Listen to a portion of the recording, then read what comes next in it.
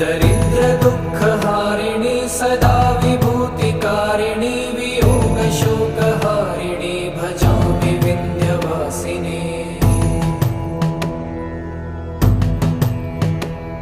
लसत्सुलोललोचनं लतासनं वरप्रदं कपालशूलधारिणी भजामि Vindhyavasini.